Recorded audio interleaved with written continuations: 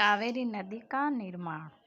गर्मी के भीषण दिन दक्षिण में सूखा पड़ गया था।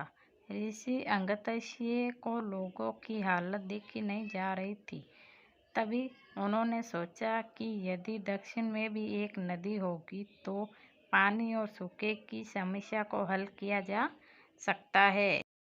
ऋषि अगस्त्य दक्षिण में रह रहे लोगों के हित के लिए एक नदी का निर्माण चाहते थे। वे उम्मीदों के साथ भगवान शिव के पास गए। उन्होंने अपनी समस्या उन्हें बताई और उनसे प्रार्थना की वे उनका लक्ष्य सफल करने में सहायता करें।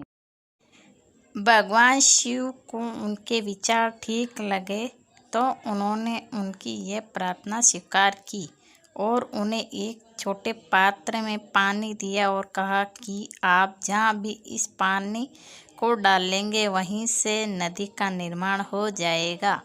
जब ऋषि और भगवान शिव आपस में वार्तालाप कर रहे थे, गणेश जी ने उनकी ये बात सुन ली और वे भी इस कार्य में ऋषि अगस्त्य की सहायता करना चाहते थे। वे भी ऋषि अगस्त्य के पीछे पीछे चल पड़े। ऋषि अगस्त्य ने निर्णय किया कि वे इस नदी का निर्माण कुग्र के पर्वतों के ऊपर करेंगे और वहीं से इसका बहाव होगा।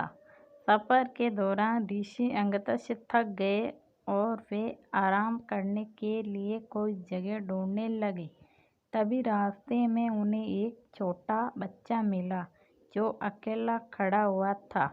ऋषि ने उस बच्चे से निवेदन किया कि वे उस पात्र को थोड़ी देर के लिए पकड़ ले ताकि ऋषि आराम कर सके।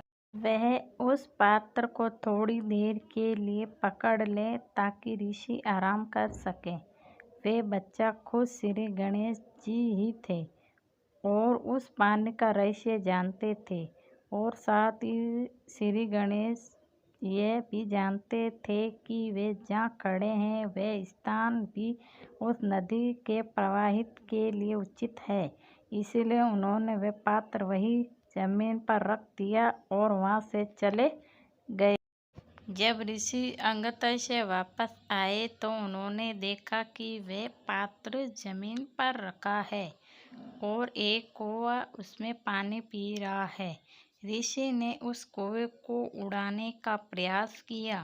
वह कौवा उड़ता इससे पहले ही उसने वह पानी जमीन में गिरा दिया और वहाँ से एक नदी प्रवाहित होने लगी जिसका नाम कावेरी पड़ा और गणेश जी ने कावेरी नदी के प्रवाहित के लिए ऋषि अगस्त्य की सहायता